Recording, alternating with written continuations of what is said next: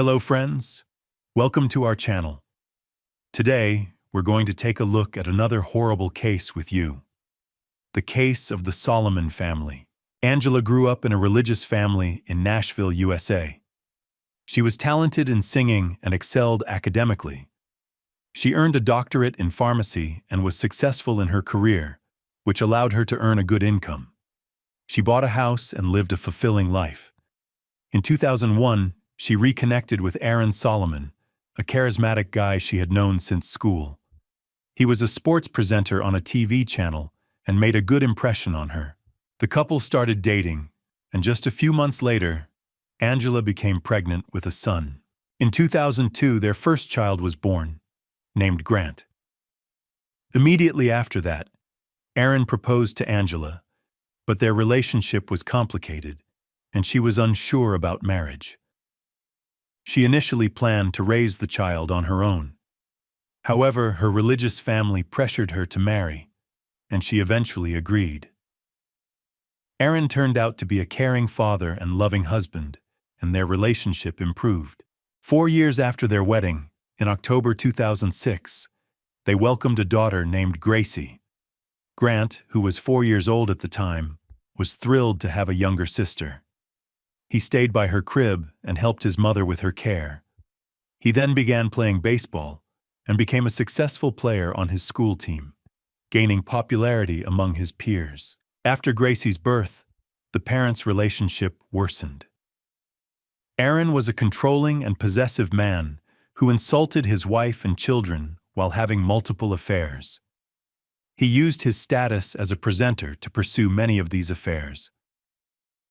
In 2013, when Gracie was 7 years old, she told her mother that her father was bothering her during bath time.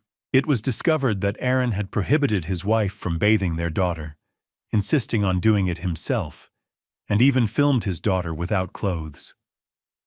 Angela forbade Aaron from bathing or touching their daughter.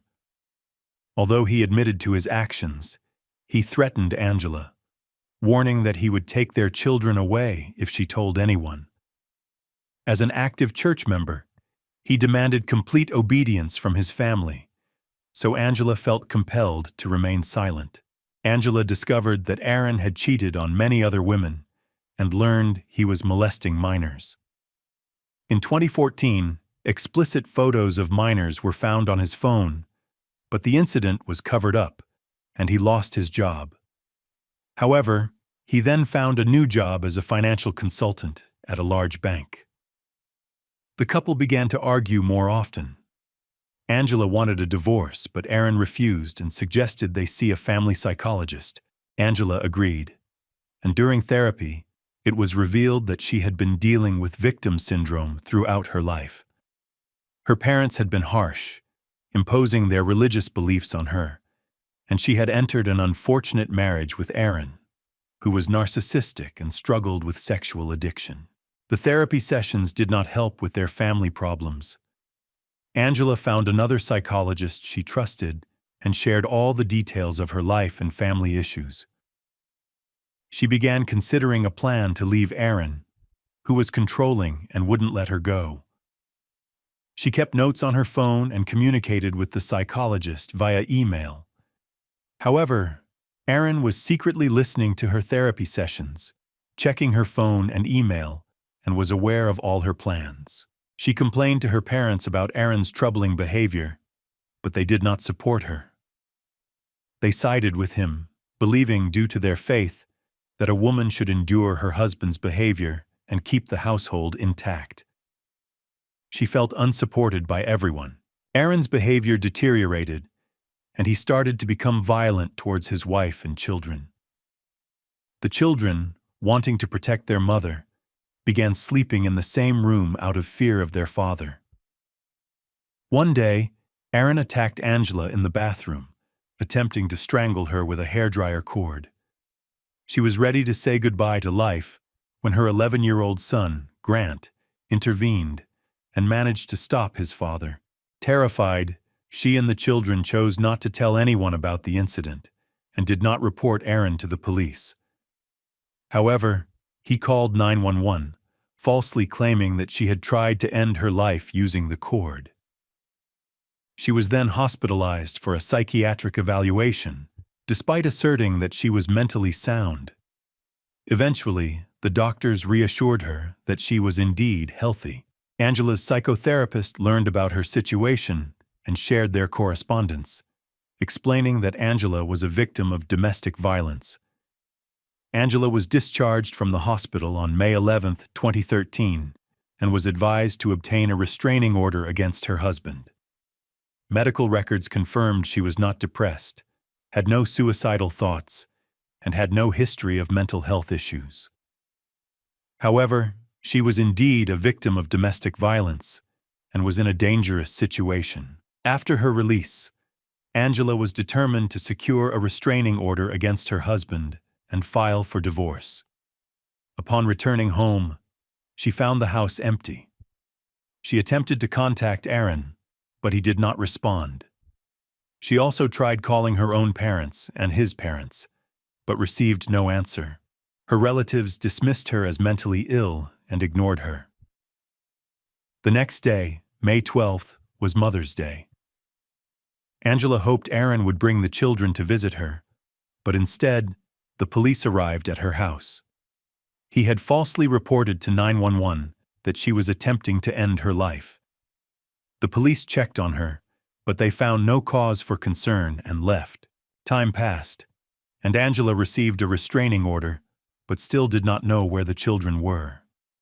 She contacted the police several times, asking them to locate the children, but they refused to take her statement because the children were with their father, Aaron, who had the legal right to have them. He had not kidnapped them. She soon discovered that he had filed for divorce first and had obtained a restraining order against her. He claimed she was a danger to him and the children. Divorce proceedings began, and both his parents and her parents spoke against her. As a result, he was granted full custody of the children, and the court ordered her to pay child support. The children were not present in court and were not asked with whom they wanted to stay. The judge noted that she had been in a mental hospital, which was enough to deny her custody claims. She felt powerless regarding her children. Angela continued to live with her father and fought hard to challenge the guardianship, arguing that the children were not well with Aaron. A retrial for the guardianship case was scheduled. He hired top lawyers for the case, having recently received a large inheritance from a wealthy aunt who had passed away. During the trial, Angela's relatives once again testified against her, alleging that she intended to end her life. However, this time, psychotherapists and staff from the psychiatric hospital defended her. They confidently stated that she was a victim of Aaron's abusive behavior and had never attempted to end her life. Her injuries were inflicted by her husband. Despite this, the judge ignored their testimony and awarded full custody to Aaron. Angela did not give up and repeatedly challenged the custody decision, eventually securing the right to see her children for 2 hours a week. When she finally saw them, she was shocked by their condition. Both Grant and Gracie had lost weight, and Gracie had severe bruises under her eyes. Aaron disciplined them harshly, using physical violence, enforcing a strict diet, and banning unhealthy and sweet foods. Grant once jumped out of a moving car to escape from his father and was injured. The children were told by their father that their mother, Angela, was dead when she was actually in a mental hospital. He also said it was unsafe for them to be there, so they needed to move. The children believed their father at the time because they had seen their mother in a bad state after being strangled and felt hopeless, thinking no one could help them. Angela fought to gain full custody of the children, which required her to undergo a psychiatric examination to prove her mental health. She passed the examination successfully. In 2014, the court increased Angela's child visitation rights to 6 hours per week, but kept the children with their father. She continued her legal battle. In early 2015, Angela received devastating news. Aaron had been raping 9-year-old Gracie for several months. The frightened girl felt she couldn't tell anyone, She described feeling sleepy and falling asleep after eating, then waking up in her father's bed with severe pain in her crotch and bruises on her thighs. She didn't know how the bruises got there. Her father, Aaron, claimed they were from a rash caused by her bathing suit, but she knew that wasn't true. He never took them to the doctor, fearing exposure, even when they were very sick. Gracie recounted how Aaron beat them, drove recklessly to scare them, and neglected their basic needs. Angela was horrified by this information and tried to use it to gain custody of the children from Aaron, their abusive father, while awaiting a new trial. In April 2015, Aaron filed a complaint against Angela for not paying child support, leading to her arrest. She argued that Aaron was not properly caring for the children and was using the child support money for himself and his lovers, despite having inherited wealth. Angela was later released and continued to pay child support. She fought for her children for several more years, reporting Aaron to law enforcement, contacting his church, and warning the church school about the danger he posed. However, no one took her seriously, and everyone thought she was crazy. In 2018, Grant and Gracie ran away from home. Aaron immediately contacted the police, and the children were found quickly. When they returned, Aaron punished them harshly. Angela, upon discovering this, requested an emergency custody hearing due to Aaron's abusive behavior. On August 17, 2018, during Grant's baseball tournament, Aaron and Gracie came to watch the match. After the match, Aaron took Gracie with him while Grant stayed at the sports camp. Aaron rented a hotel room with only one bed for the night. Despite 12-year-old Gracie's request for a room with 2 beds, Aaron raped her that night. The following day, on August 18th, an emergency custody hearing took place. Gracie disclosed what her father had done, but Aaron's lawyer denied the allegations, suggesting that Gracie had imagined the incident and arguing that Aaron, being a loving father, couldn't have committed such an act. Later, Grant testified that his father was abusive, beat him, fed him poorly, humiliated him, and forced him to train all day. Both children expressed their desire to live with their mother, not their father. However, the judge did not believe them. He concluded that Angela and the children were lying to damage Aaron's reputation because Aaron attended the same Grace Church as the judge and a senator, where he was well regarded. This was a closed, deeply religious community. Aaron attended church every Sunday, never missing an event, and was well regarded by the community's elite. People couldn't believe that Aaron was capable of such monstrous behavior, and there was no evidence that he abused the children. The judge dismissed Angela's request for custody. During the trial, Gracie clung to her mother and was reluctant to leave with her father. However, when her father threatened to call the police, she had no choice but to go with him. Angela lost custody rights, but the children were unable to stay with their father either. Gracie and Grant sought help from school staff, a psychologist, and the church, sharing the terrible things their father had done to them. However, the principal called them in and urged them to remain silent to protect both their own and their father's reputations. Despite their efforts to explain why they didn't want to return home, the principal dismissed their claims, saying he had heard it all before and didn't believe them. He contacted their father, who then removed them from school. Nobody believed the children, as everyone thought Angela had coerced them into falsely accusing their father. One day, Gracie and Grant couldn't take it anymore and ran to their mother, Angela. Then, Aaron came looking for them and asked them to return. Grant and Gracie refused, and he allowed them to live temporarily with their mother. With the help of therapy, they set boundaries, and their father began to respect them. Grant and Gracie sometimes had to live with their father, as he still had more custody rights, but most of the time they lived with their mother. During those times, they were happy, and the relationship with their father became more tense, reaching its peak. On July 20th, 2020, 18-year-old Grant was driving to his training, which was about an hour away from Angela's house. Upon arriving at the parking lot, a tragic accident occurred in which Grant lost his life. His father, Aaron, who was also at the training, witnessed the incident. He immediately called 911 for help for his son. Aaron later recounted the event, explaining that he had exited his pickup truck to retrieve his gear from the back. While standing in the parking lot near the building, he was focused on his phone and did not notice the pickup rolling backward.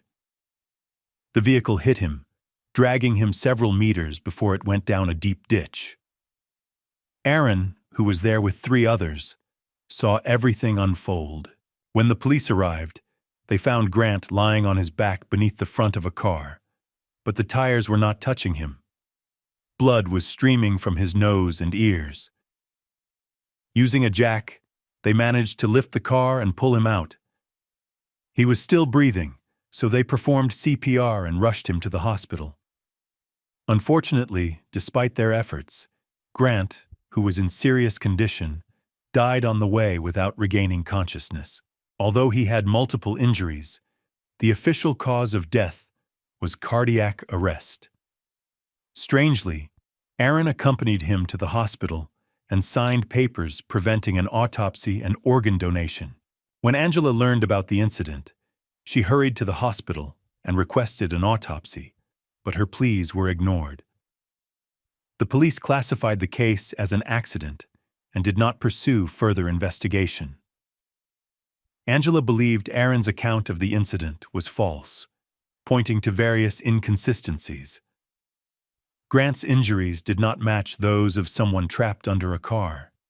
He had no typical crushing injuries.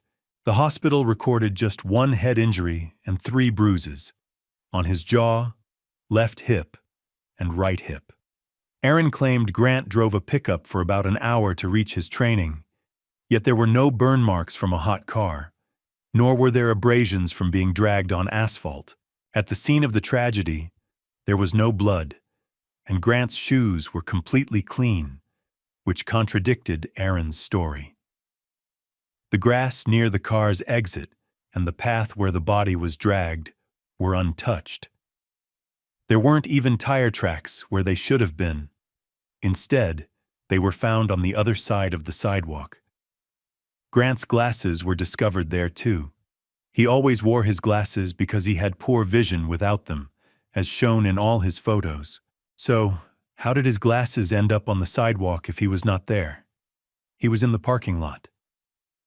Why didn't his glasses fall there when the car allegedly ran over him? According to Aaron, Grant had his back to the car and did not see it coming when it moved in reverse. Strangely, Grant was found lying on his back under the car, but in the opposite direction. How could his body have turned 180 degrees under the car?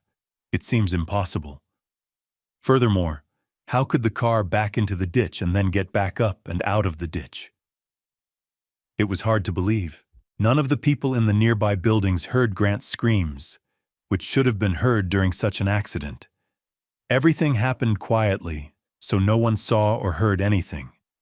There were no CCTV cameras, and the 3 individuals Aaron mentioned on the call were not there either. Strangely, Aaron did not attempt to rescue his son from the car. Even though he was briefly with him, Aaron just watched as his son died. Grant never stored equipment in the back of the car. He always left his uniform on the back seat. The phone Aaron claimed Grant was using was never found.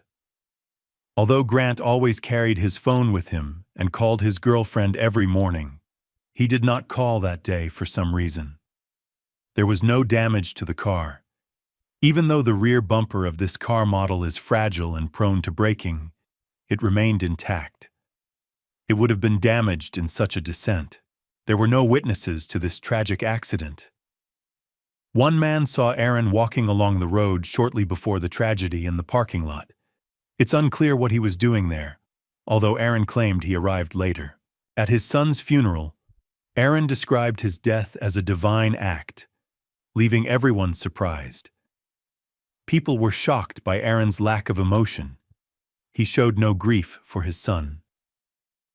Angela suspected that he may have hit their son with his car elsewhere and staged the accident by bringing Grant to the location afterward.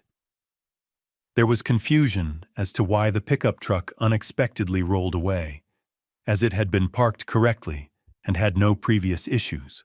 It was speculated that the truck might have had a technical fault, and although Aaron initially suggested investigating it to sue the manufacturer for compensation, he eventually declined, which was out of character for him since he usually pursued financial gains.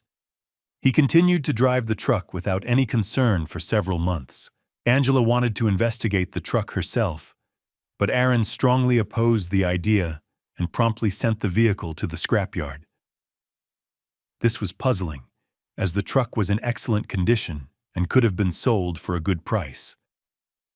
Angela managed to locate the vehicle in spring 2021 and arranged for an independent examination. Experts concluded that the accident could not have occurred as Aaron had claimed. Angela then pushed for the investigation of the case, which had been closed, to be reopened. According to Angela, Grant had just turned 18 and had always protected Gracie from their abusive father. He warned his father that as soon as he turned 18, he would go to court. He and his sister Gracie planned to formally free themselves from their father's control, believing the court would take them more seriously as adults. In Angela's opinion, Aaron feared this and decided to stop his son. Gracie was devastated by the loss of her beloved brother, who could protect her. On May 12, 2021, Gracie, who was then 14, uploaded an 18-minute video on YouTube in which she described her father, Aaron, as a monster.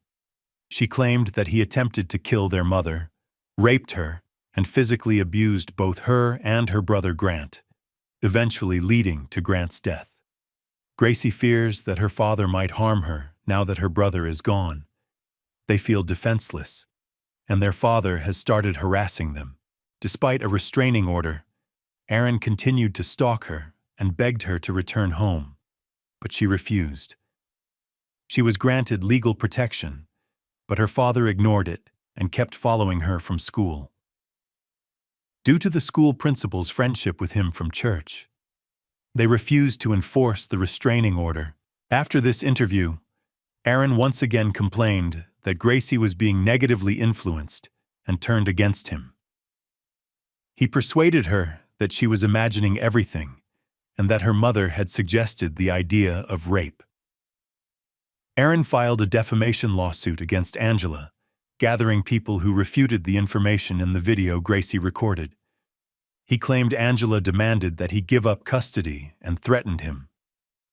Angela was determined to seek justice. At the trial, Aaron withdrew the lawsuit, but is considering refiling with a new legal team. Angela and her daughter Gracie are striving for justice for Grant.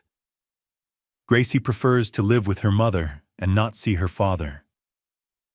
They launched a website and gathered support from many people after Grant's death. However, the pastor, the school principal, and other individuals denied any involvement. One of Grant's classmates mentioned that she, along with Gracie, asked the school administration to intervene and protect them from Aaron, but the school dismissed their request, saying it was beyond their responsibility. In Tennessee, there is a law requiring anyone who suspects child abuse to report it to the Department of Children's Services. However, no one reported anything in this case. After Grant's death, students were not allowed to discuss the tragedy at school. Later, the pastor left the church, causing a significant split within the congregation. Currently, Aaron has not been charged with any crimes related to Grant, and he denies all accusations against him. Aaron's supporters occasionally post on social media, accusing Gracie and Angela of lying and behaving unchristianly. Angela and Gracie live together, but are afraid of Aaron. Gracie aspires to become an FBI agent to help people through investigations. The tragic story of the Solomon family leaves behind many painful and unforgettable lessons about domestic abuse and violence, as well as society's indifference to victims. Through this story, we clearly see the need to protect children and vulnerable family members from abusive acts. At the same time, the importance of support from the community and authorities is also emphasized. Let's speak up together and protect the vulnerable so that no family has to endure such pain again.